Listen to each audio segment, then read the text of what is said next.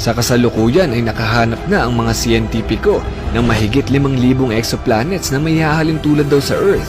At nasa 100 dito ay nasa loob mismo ng Goldilocks Zone. Kapag sinabing Goldilocks Zone, hindi ito tinapayan na. Ito ay habitable zone. Pwesto ito ng isang planeta na may tamang temperatura gaya ng sa Earth. Hindi sobrang lamig at hindi sobrang init, except sa Pilipinas. Ang ating teknolohiya ay masasabi nating hindi pa ganun ka-high-tech para mahanap ang ibang nabubuhay sa kalawakan kung meron man. Pero dahil sa artificial intelligence calculation, ay kayang-kaya na nating ma-imagine ang posibleng itsura ng mga nilalang sa ibang planeta base sa mga datos na meron tayo ngayon. At dahil sa mga datang ito, ay malalaman natin kung kaya bang mabuhay ng tao sa labas ng Earth. Bagong Earth na natuklasan ng mga scientist, yan ang ating aalamin.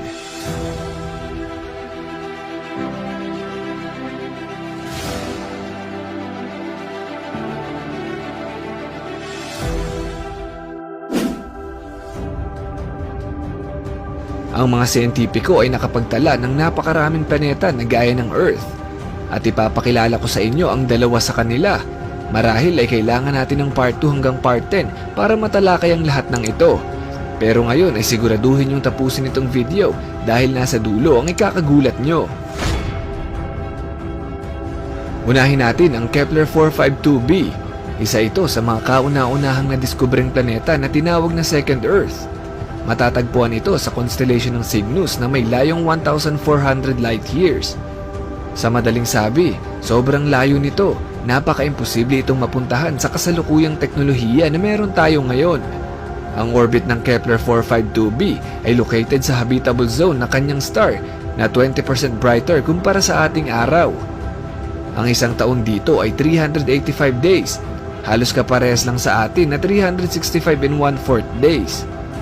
Nangangahulugan lamang na malaki ang tsansang may nabubuhay dito dahil ang tubig ang pangunahing bagay na kailangan para mabuhay ang anumang nilalang, malaki man o maliit. Ang pinagkaiba lang nila ay ang kanilang sukat. Ang Kepler 452b ay 60% larger than Earth. Ibig sabihin yan, doble ang gravity nito kumpara sa atin. Yung bigat ng katawan mong laging nakahilata, yang ganyan, doblehin mo yan. May tsansa ring may nabubuhay na halaman dito, pero inaasahang gumagapang lang sila sa sahig dahil sa lakas ng gravity dito.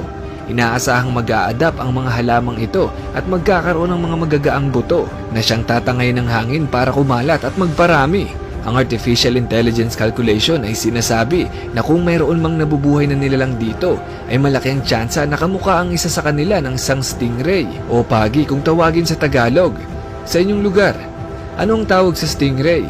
I-comment nyo sa baba kasama ang lugar nyo para naman malaman natin ang iba't ibang tawag sa pagi. Ang mga nilalang na ito sa Kepler 452b ay para daw pagi na lumilipad at hindi na bumababa sa lupa. Ang mga ito ay mga herbivores at ang paborito nilang kainin ay mga buto ng halaman na nagpapalutang-lutang sa ere. Posible rin ang pagkakaroon ng kakaibang insekto gaya nito para itong salagubang na nagpapalutang-lutang sa ere at nag-aabang ng mabibiktima. Umaatake sila ng sama-sama. Kapag nakita na nila ang kanilang target, ay nagre-release sila ng carbon mula sa kanilang katawan at ito ang magtutulak sa kanila ng napakabilis, singbilis ng kidlat. Inihahalin tulad ito sa mga falcon na kapag nakita ang kanyang prey ay nagdadive ito ng napakabilis, yung bilis na hindi na makakapag-isip pa ang kanyang target na tumakas. Pero mas mabilis pa rin ang mga insekto sa Kepler 452b dahil doble ang bilis ng free fall speed dito, bunga ng kanyang gravity. Dahil din sa kanilang mga galamay na may hook na binabaon sa balat ng kanilang target ay mahihirapan ang kanilang mga target na makawala. Ang mga insektong ito ang magiging pangunahing kaaway ng mga stingray sa planetang ito. At habang nakakakain sila ng sapat ay mas lalaki ang carbon nila sa kanilang katawan. Patuloy itong lalaki at maghahanap naman ng kasunod na biktima. Hindi lang ang mga insektong ito ang magiging banta para sa mga stingray dito. Kung hindi, pati na rin ang gravity mismo. Ang mga babaeng stingray ay dapat lumapag sa lupa kapag mangingitlog na. Pagkatapos mangitlog ng mga ito, ay wala na silang lakas para lumipad ulit at aantayin na lang nila ang kanilang katapusan. Kapag napisa na ang mga itlog na ito, ay nag-aantay naman sa kanila ang napakadelikadong cliff o talampas na kailangan nilang talunin para masimulan ang kanilang buhay. Kailangan nilang tumalon bago pa sila magulungan ng ibang nilalang na nais silang kainin. Dahil nga sa malakas ang gravity dito, ay malaki ang tsansa na ang ilan sa mga nilalang dito ay gumugulong at dinadaganan ang kanilang prey para hulihin. Ang pangalawang Earth na ito ay di hamak na mas delikado kumpara sa Earth na ating nakasanayan. Pero paano naman ang mga tao kung dadali natin dito ang mga astronaut natin? Ang dobleng pwersa ng gravity ay magdudulot ng stress sa ating mga puso. Mahihirapan ang ating puso dahil maaalala mong hindi ka pinili. Mas mahihirapan ang ating puso dahil mas mabigat ang dugo na pinapump niya ng walang tigil. Magiging doble ang ating blood pressure at tataas ang tsansa ng heart attack. Pero ang nakakagulat na pag-aaral ng mga siyentipiko ay iba raw ang eksena sa atmosphere nito. Mas mahina ang pressure at mas maganda ang temperatura na tamang-tama para sa tao. Kaya raw makasurvive ng mga astronaut kapag nagtayo sila ng floating cities. Hindi na bago ang idea ng mga floating cities. Sa katunayan, una itong naisip sa planetang Venus, kung saan kaya raw tumira ng mga siyentipiko sa Venus na napakainit basta mananatili silang nakalutang sa himpapawid. Napakaraming benepisyo raw kung magtatagumpay ang mga floating cities na ito. Gaya na lang sa Venus, maiiwasan nito ang pagkaubos ng tao dahil ang Earth ay may hangganan. Wala talagang forever. Kapag nagawa na raw ng mga siyentipiko ang mga floating cities, ay kaya na raw nilang tumira sa Venus at sa mga planetang nasa habitable zone. Ikalawa naman sa listahan ng mga Earth-like planets ang Gliese 667cc. 22 light years lang ang distansya nito mula sa atin na matatagpuan sa constellation ng Scorpius. Ito ay 1.5 na mas malaki sa Earth at umiikot sa triple star system. Ibig sabihin ay 3 star ang iniikutan nito. Ito ay tidally locked sa kanyang star.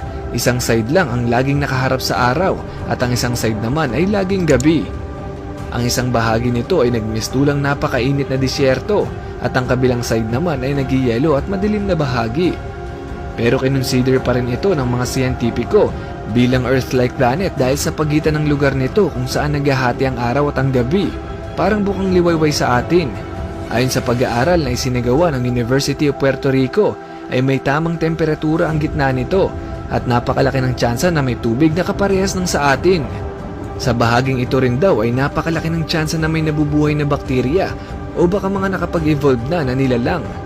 Sinabi nilang ito raw ay full of life. Malaki raw ang tsansa na hindi lang isang nilalang ang nabubuhay dito kung hindi napakarami. Ayon sa artificial intelligence ay may tsansang nabubuhay ditong mga pentapods gaya nito. Para itong isang malaking bulaklak na may mga galamay na gaya ng sagagamba. Binubuga nito ang kanyang mga supling pataas para magsikalat sa hangin. Ang mga pentapods na ito ay sikat na ngayon dahil malaki raw ang tsansa na mayroong ganito sa iba't ibang planeta na may sapat na temperatura gaya ng mga Earth-like planets. Nangihinayang lang ang mga researchers dahil batid nilang hindi sapat ang teknolohiya para mapatunayan ang kanilang claim. Napakarami pang ganitong mga nilalang at mga kakaibang bagay sa ibang planeta at ipapalabas natin yan sa next video.